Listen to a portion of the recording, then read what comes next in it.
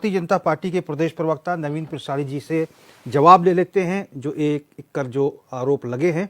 नवीन पिरसाड़ी जी, अपना पक्ष रखिए और जो जो आरोप लगे हैं मुझे दोहराने की आवश्यकता नहीं है, आप जवाब दीजिए उसका। जी रोहित जी, मैं काफ़ी ध्यान से आज विपक्ष को भी सुना और जो विश्लेषक हमारे राजनीतिक विश्लेषक रावत जी उनको भी मैंने सुना।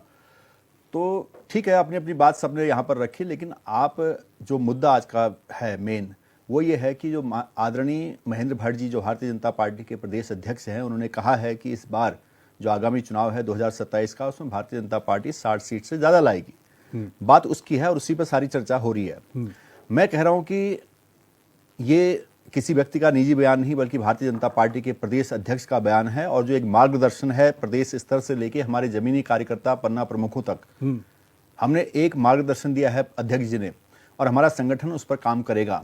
और 60 पार इसलिए कर सकते हैं तो उसमें बहुत सारे कारक शामिल हैं। अगर मैं बात करूं तो स्थायी सरकार द्वारा जो विकास के कार्य किए जा रहे हैं वो महत्वपूर्ण कार्य किए जा रहे हैं, विपक्ष को नहीं दिख रहा, वो बात अलग है। अगर आप बात कर रहे हैं युवा नेतृत्व की, सरकार में भी युवा नेतृत्व आप देख रहे हैं और युवाओं को भी आगे आने के लिए जो स्किल इंडिया, स्टार्टअप इंडिया के तहत जो योजनाएं सरकार ने चलाई है वो काफ़ी ज़्यादा पॉपुलर हुई है। आज युवा सबसे जो ज़्यादा स्टार्टअप हैं पूरे देश में चल रहे हैं, उत्तराखंड में चल रहे हैं और वो सफल भी हो रहे हैं। तीसरी बात है चुनावी रणनीति की। तो हमने, आपने देखा होगा कल ही हमारे अध्यक्ष की घोषणा हुई है और उसके बाद हमारी चुनावी रणनीति लगभग तैयार होती हुई जा रही है। अब धीरे धीरे कार्यकारिणी बनेगी और उसके बाद जो आगामी चुनाव में कैसे हम अपने चुनावी एजेंडे को आगे लेके जाएंगे, कैसे जनता तक बात लेके जाएंगे, क्या हमारा मैनिफेस्टो होगा, इस पर काम होगा। तो हम एक जो एडवांस रणनीति के तहत चल रहे हैं अपने काम में और अपना जो रिजल्ट देंगे उत्तराखंड की देवतुल्य जनता को देंगे। चौथा कारक है हमारे देवतुल्य कार्यकर्ता और उत्तराखंड की देवतुल्य जनता जिसका आशीर्वाद हमेशा भारतीय जनता पार्टी को मिलता है। तो ये चार शक्तियां जो है भारतीय जनता पार्टी को 60 पार कराएंगी। और एक और कारक इसमें है, वो है कांग्रेस की टूटी गर्दन। कांग्रेस आप देख रहे हैं उनके हाल क्या है। आज कांग्रेस एक गीदड़ की तरह हो चुकी है।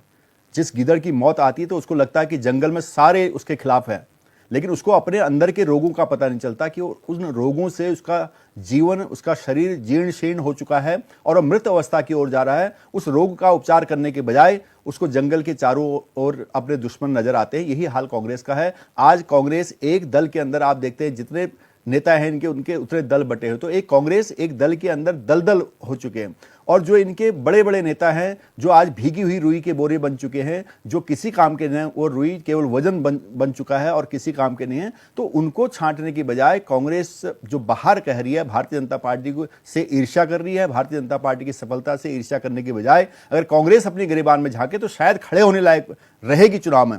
लेकिन मैं आपको बता देता हूं कि कांग्रेस क्या कहती है, लोकसभा चुनाव आए तो अब हम भारतीय जनता पार्टी को हराएंगे और देवतुल्य जनता मुंह तोड़ जवाब देती है, इनको परास्त कर देती है। उसके बाद विधानसभा चुनाव आता है, इस बार हम भारतीय जनता पार्टी को हराएंगे, फिर देवतुल्य जनता का आशीर्वाद मिलता है, ये परास्त होते हैं। उसके बाद अब निकाय चुनाव आने दो, उसमें हम भारतीय जनता पार्टी को हराएंगे, तो जनता फिर इनको मारती है।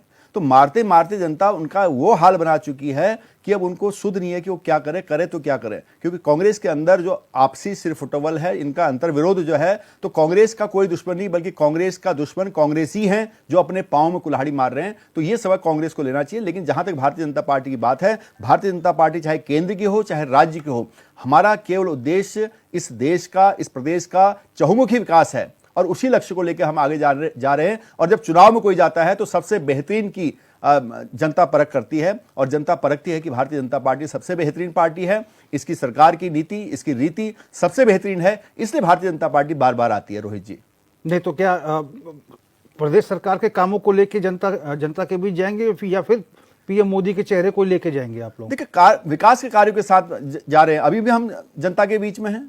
माननीय मुख्यमंत्री जी हमेशा जनता के बीच में रहते हैं, कार्यों को लेकर जनता के बीच में जा रहे हैं, इसलिए आशीर्वाद मिल रहा है। अभी भी निकाय चुनाव हुआ, आप देख सकते हैं कितने सारे निकायों में हमें लगभग सब जगह हम जीते हैं। उसके बाद अभी पंचायत के आ रहे हैं, उसमें भी फैसला होगा।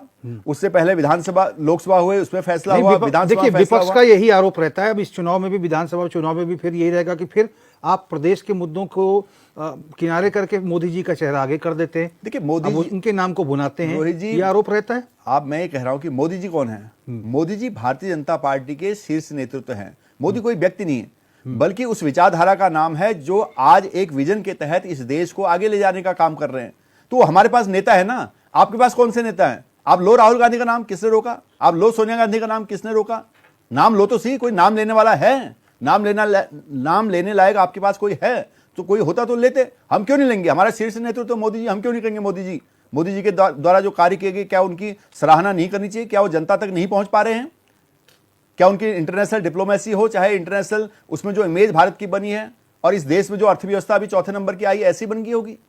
10वें नंबर की अर्थव्यवस्था को आज चौथे नंबर पर ले आए हैं। तीसरा हमारा टारगेट है 2047 तक भारत विकसित बनाना है। आज रक्षा क्षेत्र में इतना मैन्युफैक्चरिंग हो रहा है, मेक इन इंडिया हो रहा है, डिजिटल इंडिया हो रहा है, ये जो सारी चीजें चल रही हैं, जिसके बलबूते आज भारत का लोहा दुनिया के लोग मान रहे हैं, तो ये ऐसे ही हो रहा है। तो उसको नाम ना लिया जाए। आज जो युवा मुख्यमंत्री रोज जनता के बीच में जा रहे हैं, रोज लोगों की सुन रहे हैं, इस उत्तराखंड के सपनों को साकार करने के लिए जो अवधारणा थी उत्तराखंड की, उसको साकार करने की कोशिश कर रहे हैं और उसमें काफी सफल भी हो रहे हैं, तो क्या उसको जनता के सामने नहीं लेके जाएगा? फिर किस बात को लेके जाएं? तो आप भी लेके जाओ ना। आपने क्या किया, आप क्या करोगे, इस बात को लेके जाओ। जैसे 27 के चुनाव में आप धामी जी का चेहरा आगे करेंगे, उनके चुनाव पे उनके नाम पे वोट भाजपा, समग्र भाजपा आगे जाएगी, हमारा कार्यकर्ता आगे रहेंगे और सारी भाजपा आगे जाएगी, जनता का आशीर्वाद लेगी।